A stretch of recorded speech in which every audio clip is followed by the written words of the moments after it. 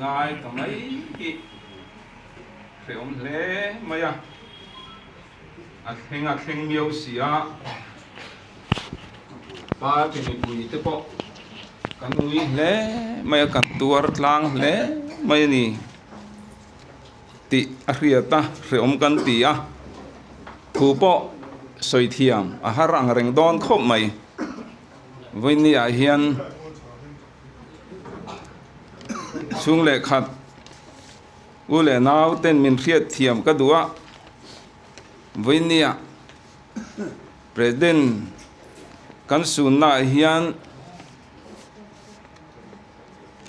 an varuam man ma em về te po min lo tiang ti chu ka lau khop maya mai ro chu khol lam sau te an la cham thei lai te kan chang ru ve tin chu lova kan MLA te kan LMC ngei te po hei azola committee poimo tak awangi kallo theilo ani thin to boxi kan MLA te po naktip maya kal turan nia hei pumal hima po puminga wangin arun chala program poimo tak aneya absent an lo nga ya chu tiang chuan sarkar thila ti tur tam taka omsi chung awang te chuan voin ni rim chang nai vai bera kan han nga ya chu wang chuan chung te po kha min lo riat thiam kan du em ani te chuan voin ni kan hun man dan tura hian pu minga huna hian hun te kan la hong anga hun set te kan man zo to nuwa thil poimo zual kan ti nuwa hun kan hong anga thứ soi du kan tam don ti po ka ria lang reng maya amero chu thu soi don tok te kan rim thiam menga minit nga vel te soi tu ring kan in ruam man bok anga chu tiang chuan hei voin nia kan president kan rana hian ke ruai tua minanda Sifak Zuala Vice President ZPM Southern Headquarter kania chairman na tanga thun noi han nga vak ki ka ti thin lo na tun rum chu min re thiam kula thun noi kan nei tang kan lo in kung kai zui kual na sa sia nang ni po ani tho ka ringa aruang ron thenjan khan din tharanu atrap khakap benga hian la chang renga en tin ngai thian te ka lo chon anga tia ngai thak khom ka ti khop mai din tharanu mi trong tlem te mai khol chon thiam ya lo mai ni sia chumin nuwa pirin pui orol chua me wan ron trap hom boka kan sawa intra kan trap nin ka ria kan president kan suna hian chairman bermanila kan in sum zo lo hlelom ani heitu na tlabung lama tangin chana teu po puminga wange ron kal wang boka lomom ka ti khom mai kan president boral nin tlabung lama kan block president nithin puzol te ruanga in nang le chia perin pui po reumatiko mai pangpar kan ronda manetia khatiang khan hei voin ni apo luang mual lama kan zonu president fanu thithut me ani min lama pumana thuta civil hospital an ruai chowa an chan man talova chu tiang vel chu kan nia ti chuan college venga kan president unit president vice president la ro pu mo kanan sun mek boka tu nuna hian ron kalchak tak te po mitam tak thina wang ron kal theilo ni voina hian puminga kan ral na huna hian ti te kan soi du kan lo khriat ve hrimatan kan soi du chu tu nuna hian ral na program ni ma seng ZPM hian a founder bultran tu te tak tak ani na hi pu mi ngai kan soi lang ve du a October ni som pani sang ni som pasaria san mari oi me runa pol rang kal khomin ZPM party hidin ani a chung chu kan soi du chu MPC atangin Mizoram People Conference atangin mi pasari ZNP atangin Zoram Nationalist Party atangin mi pasari ZEM atangin Zoram Exodus Movement atangin mi pali ZDF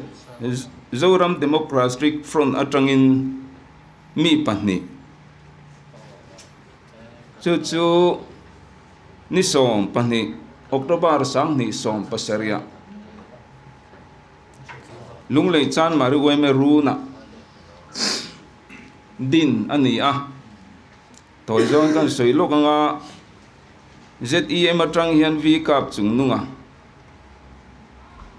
chong chuana lalrem liana lian ruma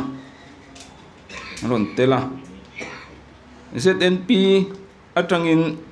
silal ming liana po noa si fak zuala pusi zathuama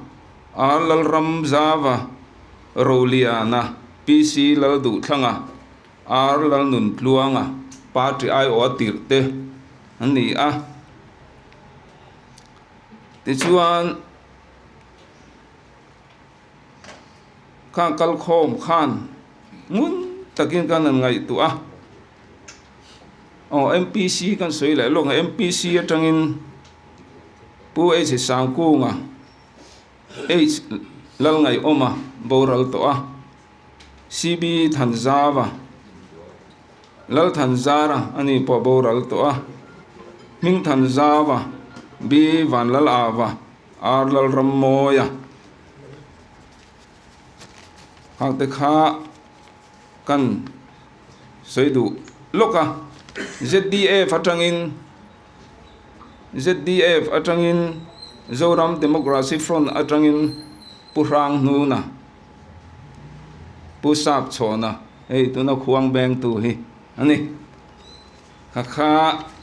pa pol ai o thebatir khom ten ti khan ZPM party alo pian dan tlang pui soi du a chu ta chuan min kai hruai tu committee chairman a chong chuana ZEM lam atang ruat ani a ti chuan mini secretary a lalrem liana ruat ani boka ta hian ruat zinga puminga hi treasurer masabil ani ti kha lo rebok don dia hun topa president in topan khara hi chung te chu kan soi zuai du a karil ruwa omrenga kan in zui na sat awang hian soitur ber por hiat thiam har kati a soi thina ni po hian tu le fa mangai na tin na em mai mi ani a so wang chuan hei tun huna hian ka ngai tu thina din tharnu po ka soyang khan khwal chon thiam bik lo ani a ril ru tha em a kan chief minister po bengai lem lo ni to maya tun MLA in thana khan result kan an puang eta kanom renga kan chief minister an tlin kha ngaya anei maya pupa puya an puang an tling che chu ti siang ni pupa pu chu a favor de bi kan yang kudan beng ve mai ne jo din tharan makhi ka ti ang reng kho maya chief minister de ko ku da beng ve dar tu ra nga pupa pu che mai ka ku da benga pa pu tling hi ka lom zual bi kan ti ve tlo da ni tiang khania hang te ka kan soi zoi du lok ani na kina thil dang te po kan na soi anga eng po ni se hun kan tran chho ze langa tun tu ma chu na hun nung te ang alo ni ta ga hian ka han du tho de teng kan za ding in pathian la kan sa anga chumi zo chuan kan hun ser mang tu kan MLA puma lima kan somang ko ilabua kha number za som thum paruk na kha number za som thum paruk na kha hele hi chatuan ramatling lo ti in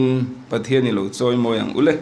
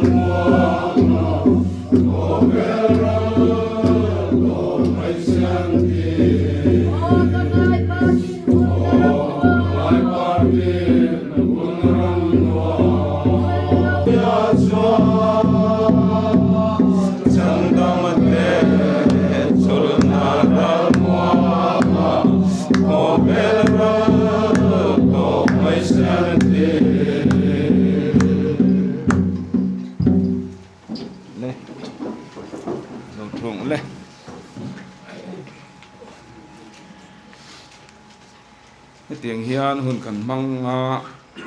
hun ser mang tuin hun te aman zoa thilpek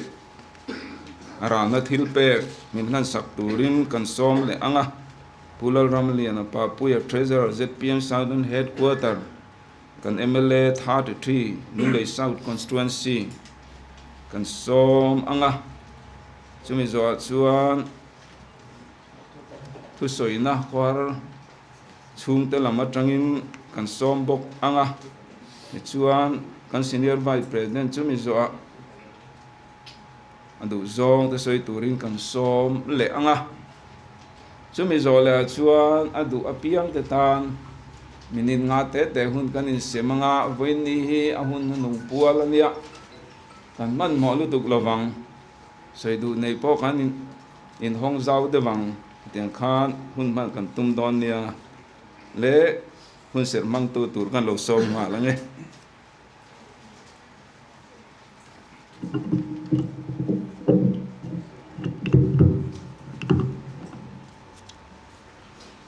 voina ZPM Southern Headquarters President Pusi Lalmingliana ralna in khoma local zong te thole kanal paiswa kistam hingen chibai kan bu phasa chawa boina hian kan hun man hi ka ngai to neuwa mumang ang katia hetiang he ZPM Southern Headquarters program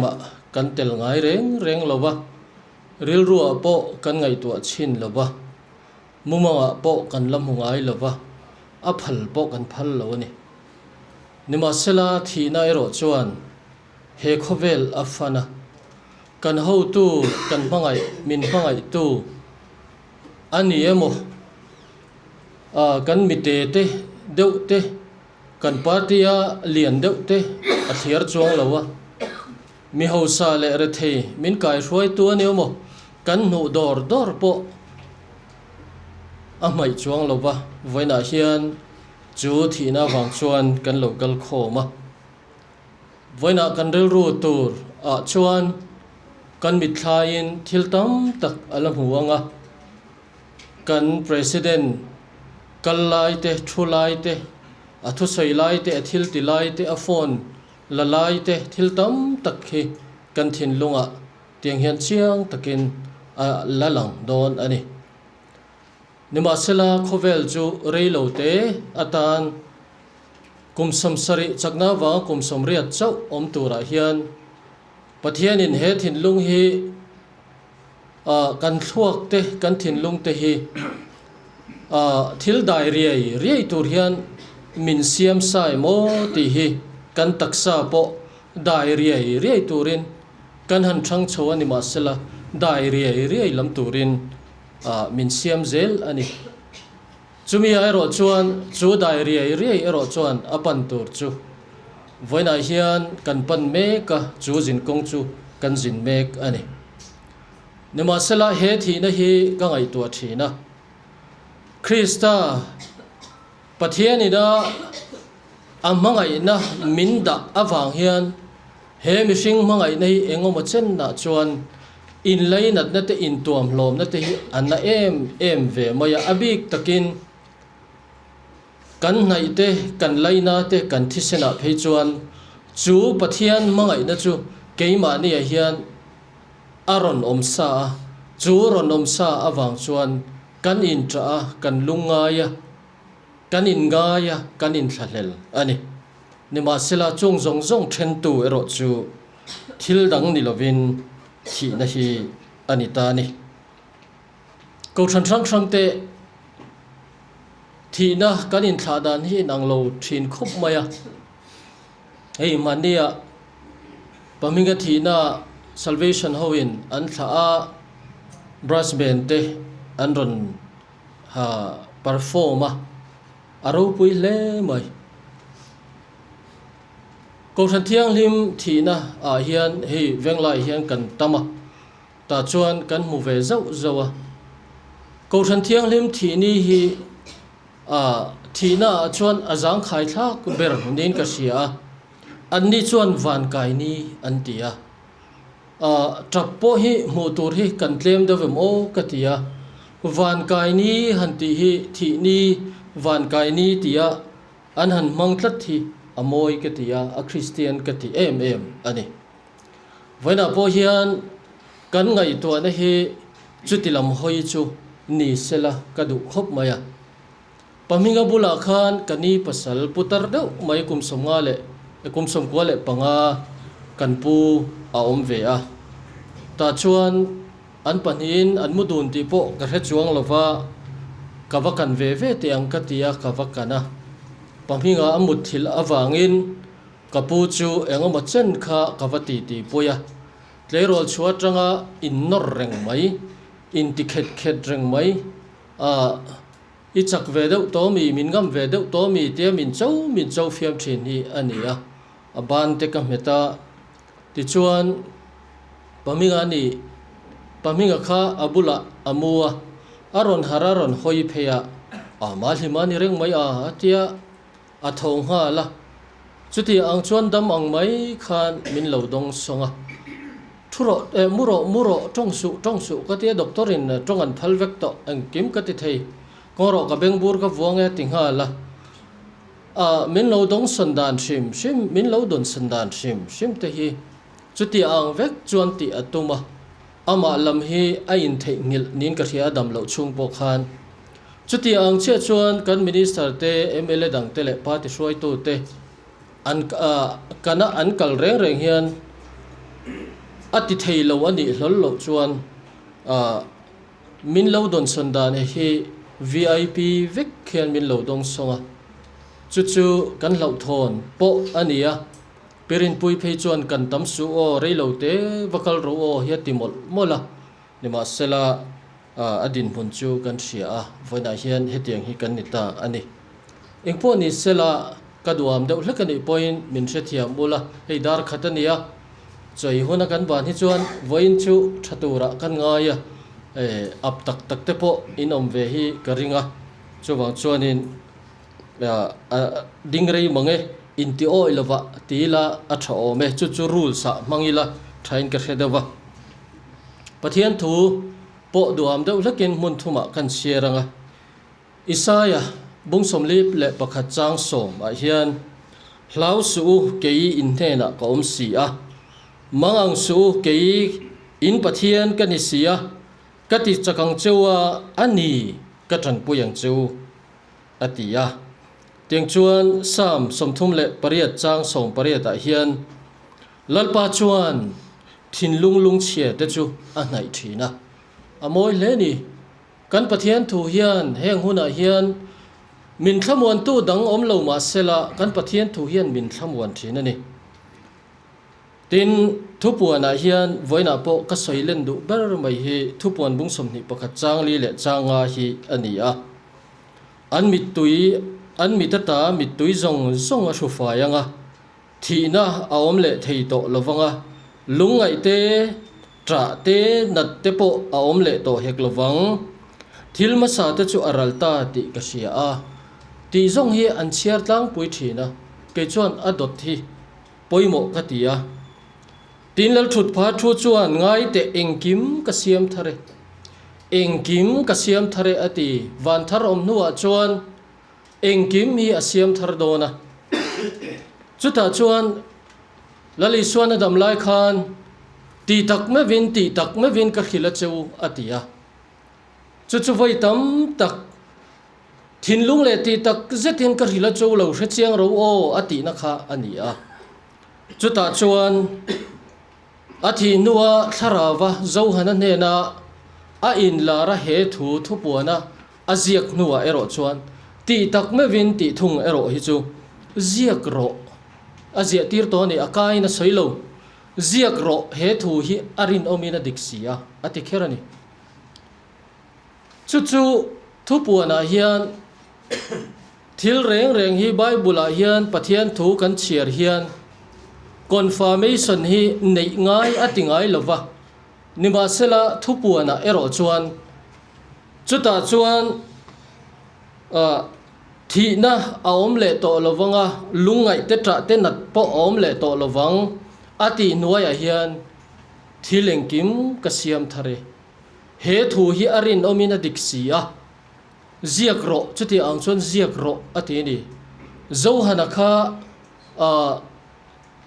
khata patmost clear kara ane na a in lar khan lali suwa hian ale khathona a chiar tu zong le a hre tu zong in an hriat theina turin he thu hi arin omina diksia ti tak me vin ka khila cheu ati tlukpui khan he thu hi asoi ani voina po hian he thu hi ngai to tlangila a tha in ka sia a thil dang chang dang te khachu ti khan mangan laya kan lungai laya min nem tu ani ti chu kan sia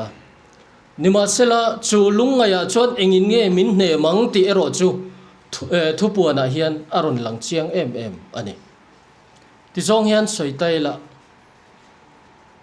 LPS comedian search ka soi photin sermon ka soi point ka soi tam khop mai YouTube po ka thu soi then khata po sermon ka soi a po hian ko san then khata an la ka chon in lo ngai thamai thei to LPS comedian search chuan thian don hi an ti tia van rama hian enge kan tiang le an ti ni pakhat chuan thisen tin bang lovin kan zainga ani nom o man te an nui ngeng mai ni asoi tu khan asoi thiam boka comedian search true audience ho poka an nui thler tur mai ni chuta karil ruwa om ka en reng laya om chu o invan thelo tak em katia chuta karil ruwa pathian tholo lut ngal zok chu ngai te engkim ka siam thare ati voina hian khi vana khian engkim hi siam thar ani to dona he lei taksa ti sa mitatang le ngai to na tang chuan voina kan om da dang hian achangin kan dinga kan ninga kan ke te khamanga kan thunga kan mong te khamanga chuti ang tur chuan ngai to na hi kan seng thin ni ma sela ani lo engkim hi siam thar vek ani don itak sapum pui hi siam thar ani anga abo ruak zong hi siam thar ani don engtine min siam thar don voina po hei thut thleng hi in thut vek mai anun lai chuan thing lian tak a then chu ngeu thing chi thing chi rang thlan vong chi rang in an siam thing ani laya a to lai chuan tian a towa sang tak a thanga savate pangang te thil chi rang in an boma anun miau awangin kha thing kha thang to su po tila pathian ina siam da nangin a om tho adang lam tho nima sela chu thing ngei chu an kata voina hian thut thlenga an siama an siam dang lam na chu thut thlenga ni thut thleng reng hian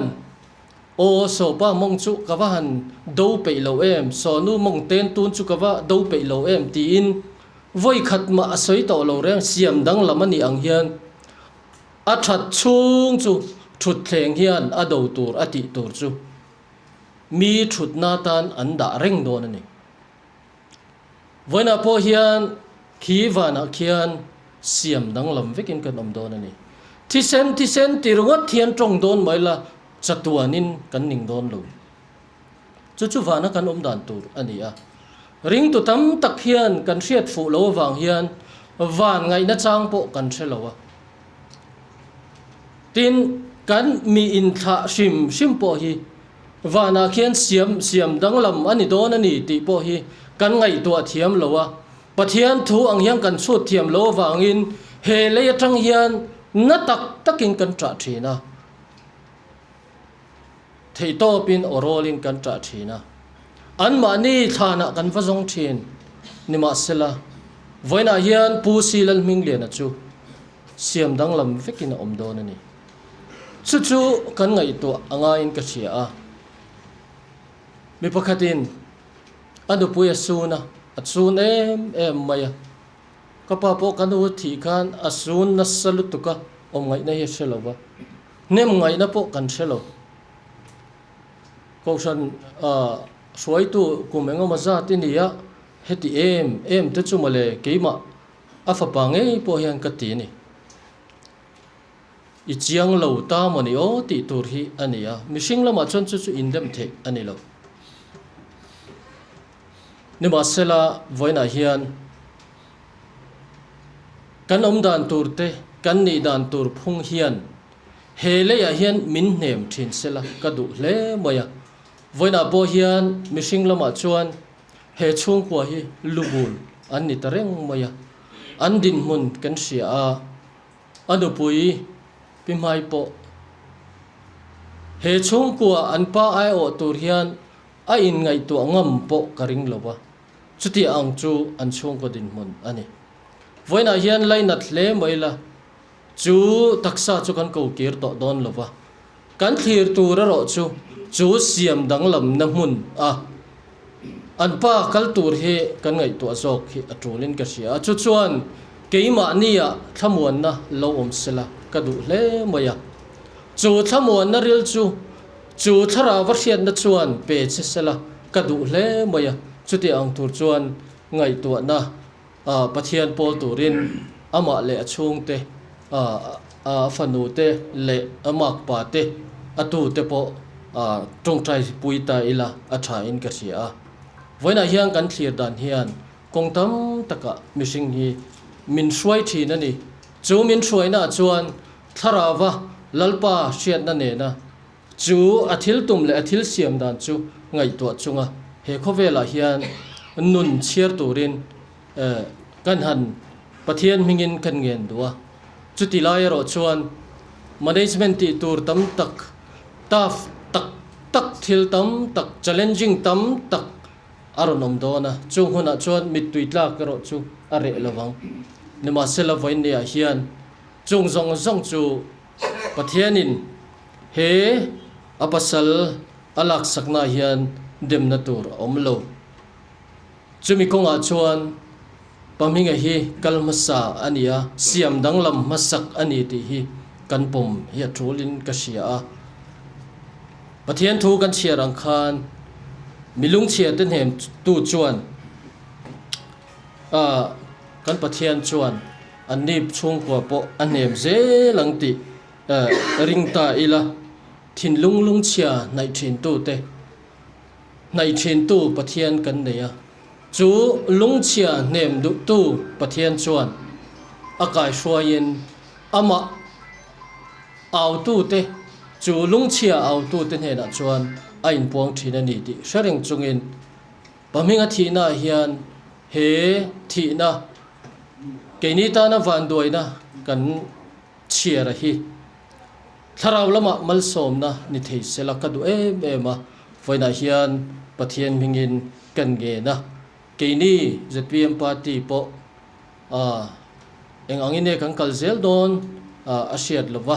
nima sela chung zong a chuan kan ma oma kan thil ti tur kong sang a hian mi ten an dem lo na tura pathian thu pon asoya kan rong bol na te hi mi ten an hua an dem lo na turin keima ni lama hian thil fel tak tia kalzel tura voina kan president ui om takle min mangai tu thina hian ngai to na seng tharin chuti ang tur chuan keini ho po ril ru tharin ril ru ngai to na thar iseng anguti in kanin so mani athu cha kan soite lalpan kan zatan malmin som sakro se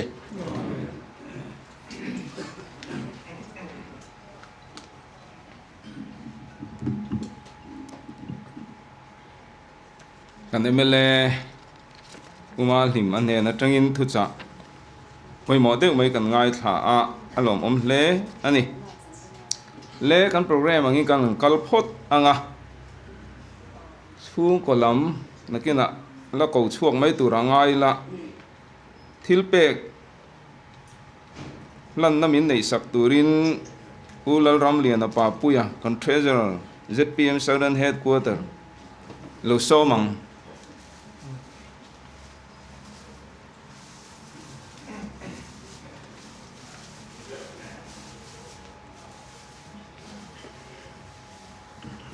le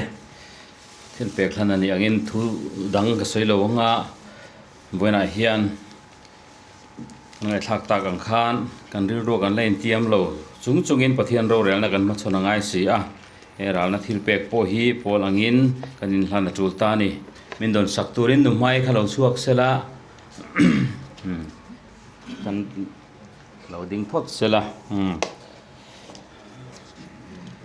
Pusilal Mingliana President ZPM Southern Headquarters lungle chuan chatuan ram min pansanta ka wangin party rong bol puiten kan ui em kan sun tak zetani ama kan ui zialan tirnan le kan party in kalphunga kan lo nei angin heral na thilpek cheng sang nga le ngai ruina thuziak hi Southern Headquarters ZPM chuan chung te ne na kan hlan ani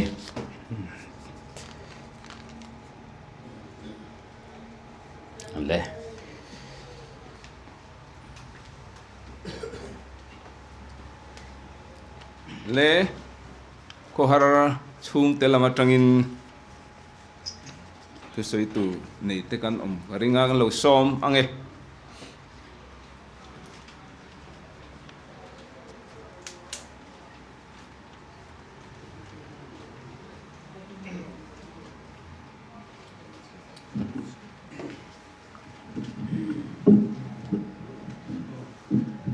cái hi sáng khô mà cái này à pusilal Mingliana ni fa pa cái này ni jana voi na tu soi tur kan soya adina ne kan soya adina kota om tura ngai dewa ma segin ani lo in bo sai chia lo thil dang boi wangin lo in bo sai chia lo ni nge in kai po khatiang ha ani wang khan kaloin bo sai vak lo wa amaro su kan ti tur ni ya kan ti anga ZPM sarkar hi ama khop maya general election result an chua khan mak de wain heng kan MLA puma limate pupa puyate PMST de hi kala ngai lo wa ma seng result an chua khan enge moti tin kan inan lo tek lut very mut mai ni chu da chuanin kan entry na MLA hania assembly ate thu khan sei tur khan an labo ve viawin ka ria chuwang chuan budget session ate an tan tangkai tur nia ka ria sarkar sum in real bodan te rem loin e thanep ngai puina wangin kan ti pui ve nok ka ke hi Mizoram Financial Account Service mi kania tiang chuan mi nga wang ni lo po hianin khatiang boru ka wang khanin abik takin southern zone ZPM hi karil ru hen in tlathu khop maya tin upinga hianin aizol local changin tu temo aron ruai hanin hi hun kan mang thina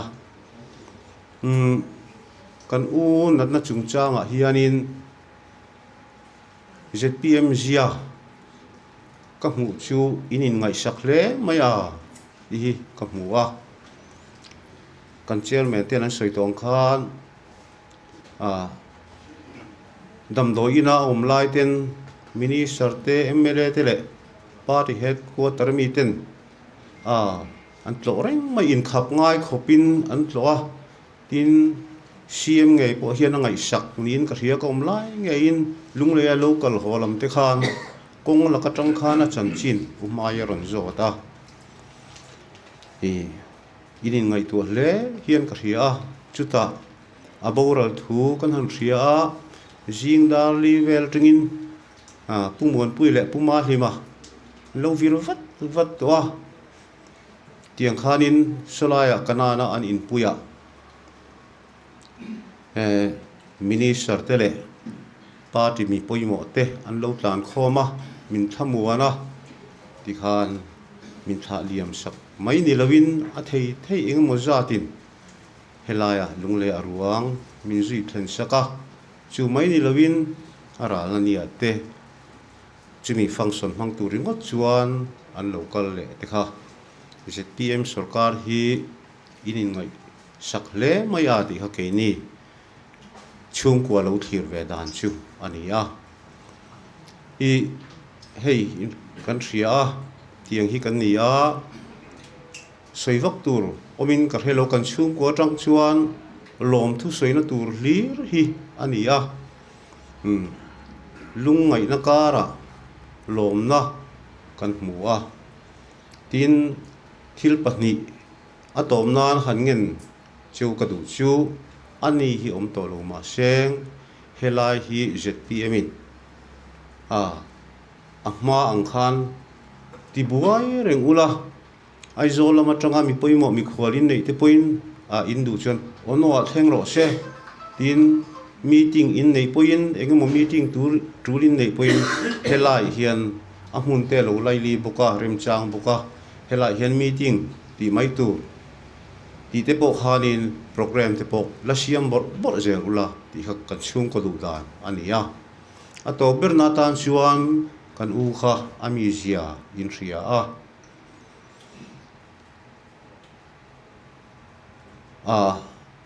athil han ti vel dana party mi te tam tak lung ati oi lo te po a omin kan ringa chung chu arilu sual wang ni lovin athiam dan to le athanem ngai dan to ko wanga mi lung alo ti oi lo wanga te min ngai sak ula khanga khan it mi ngai dam na kan din duwa khang kha thereng lovin tiang khanin athat na lam zo min ria cho sak fo turin kan du chewa tin hei chairman khana se chiang nuber umai CM po heda thlen po bemang lo tu kha khania in han teilu chang poin tiang kha azia kha ngai rengani upan tua mi hring hian zia thak a har khop maya maro chu kha in thethiam tlang puin ka ria pal bor ula enga ma ngai lo ula tin an kho harn te ria in ti turin nei lem lo poin tui in tur lam ringot te poin ti khan han teilu ula mi hring hi kan lung ngai na te kan mangan na te azawai chuan kan in chok thei lo ma se taksa kan hai muwa khatianga khan engmo zat hi chu min pui ve chu wang chuan om lo nu po hian om lai ang mai khanin hela hian ngam pa ula i program te helai ti tur te hian duang ula mi khwal te po helai hian thleng turin in tu le ruat mai ula ti kha kan sei du ni chu kalome le kan senior vice president puma dua du zong te sei turin kan som le anga chu mi zo chuan som bi kan nei lawanga minute nga theu hun kan in pedona soidan om tok te pakan thiam turangai ila kan senior vice president ka somang chu mi zo som bi kan nei lawang ron ding al phat mai don nia lo somang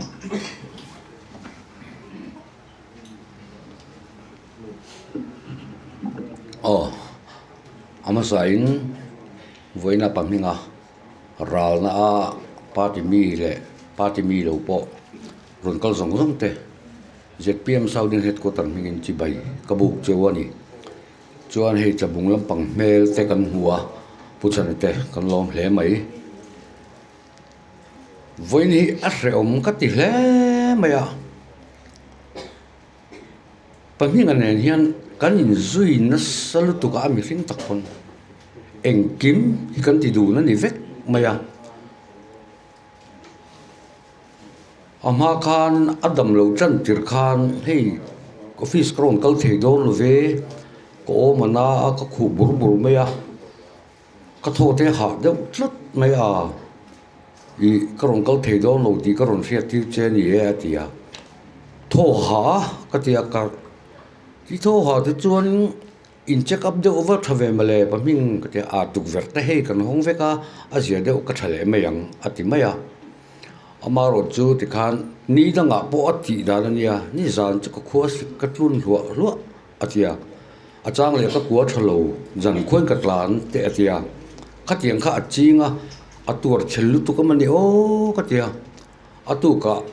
ala bet tur ka ngai lai hen official kal vele mai bok thina khatiang din hun te ni wang khan ka ngai kha atha deu tho maya amaro chu khatia ngai tha angreng ngai thawak lo kom lai khan zinga ka fa pain hei pami ngai ni za na no an lo admit reng mai pawa pu yate pabuang te po no me atia ka ria de le dam doi lama chung ka tlan pheita alo lu thei to lo che le hala chuan pona chuan dai bua te buang te ma pu yate zuar ti khan an lo ngak trai to ha lo nia ti khan kan han ngak ren ro na aizol lama reference ye ti te chu ama an tha liam tur khan kan ngak thap hloma ka ti khan hun an song bol a eng mo chen an kal hu khan aron chuak ta chuan in lama kan phea ti khan motor atanga chupo kan phal to lo ta ti khan oxygen nen khatiang ang khan harasa takin i oxygen te le la ni rup pani to wang khan ina khan achuk turom to lo motor tang po khan achuk thei to lo ni achuk thei lo te ma ma chu thei tho mai thei se chuk kha kan phal to lo ta chu ta po chuan e ama chuan to ngai he me min tian ka vai nen kolanga ni ni vel nu a koron chuak le mayang min ngai to su alati ram rawa kin khami boru ka kan pu kan chief minister ron kal tur boru kha ave em bok to ni ta khan ni vel kai vai nen kolanga siam po karon dong song le man ve kang ti khan kan in vai liam helai ko ta hian theilon ti aron vaya kha adam lai mel kan hu top chu ani taringot meya a reum kati le meya pami ngai hian a risel na hi angai poi mo ang reng khop meya sang ni som ni vela tang khan zun thum kan nia kan pani hian hun binein aizola som doctor pan bi kan nei thina ni doctor in local le ru ati hunai hian chatlak me lewin kan kal zat ta khatiang vel khan kan in zuita amaro chu in than kum sang ni som ni pathum ma khan election ani wa khan kan kal thei to lo ka tan khan kan in tha da deuta khatiang ang vel kan nia tin Southern Headquarter area kan ti eng hi ani ne hin kal lo hei kan nei lo ni atlom ngai ma hotel cho han ni khwale thing pu hian in ni khwa te thleng po hian poisai kan phorman lo ni chu tiang khop chuanin i patlom ngai lu tuk mai ania tin thil veina em mai mi ania a thila vei to chuanin kan hriat lo hian tian ma lo la zan lai po ni semiron phone khati ang khanin ni khata hian voice som tal chumin non phone in karing chuti khop chuan kanin bengun ani paming ane hian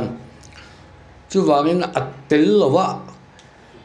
helai southern headquarter kan kalturi kan lungai ani ongai na po kan semang lo ni vona te po office a kan zukdak zuaya mit kan le na a room te kan fanga kan zong ruaya rem kan ti ni chuan ni kum khan kan sia thewangin a fa pa nei chun laldin tharan an boral san le nga la khanga te po khanin kan tor pui em a khami tum po khan kan mang ang man khop maya paming a hi atliak lu tukanga keili party po hi min on enkol thei to lawanga tin kan mang ang man kan mang ang rilru takin hun kha kan manga amaro chu pachang takin heti hian min ron uap le theita a kai roi nen kan la tun thleng hian ni a boral thlengin kan lom ta kha ania tlem lai deuh khan eng tikum nge ka chiang che talo a beng kha aron chak lo zual khop maya khami chum ka chuan a bei dong deuh hlek nin ka ria a eng po di se i roi tu ni nei i chan ve to ngai chu ti khati ti kha mi kha a fiam thu ti tak kha mi non mi no la i mit men sek chum ti chuan nang te chuan min roi ze lang chui nuwa kan om lom ti in khatiang khan kan kala tun hi kan lo thleng ta ani a ti chuan paming a hi ZPM party tan hian president ani sati a mai lawa kan pa tak eng ki makan mangana motor ani mo poisa ani mo min tuam hlom tu ani a chu mai ani lawa kan khual chia kan khual tha zong moi nai taka min lo don so thin tu ani chu wangin ZPM ten atel lawa hun kan mang tu hi alungai thak kan tia ke phei chu paminga athi ti kan han siat khan fiam thu ti tak dein imo purna sang le mai ti hi min ti tam lu tuka ngoi ro chu tiang ru tan lo paminga nung dol zo tu ri tu ma kan om lowa hem te kon tho tu ten la rel mai do no lom ti ten ka chang liam mai chi na chu wangin atel lowa southern headquarter ZPM kan kal tur hi kan lungaya kan mang ang ril ru em ani chuan voina hian atop pera ka sei du chu numai te chung kwa an din hun kan ria kan chairman ten an sei to pathianin ompui se thamuan na pe se ti kha kan chong trai na ani e kalome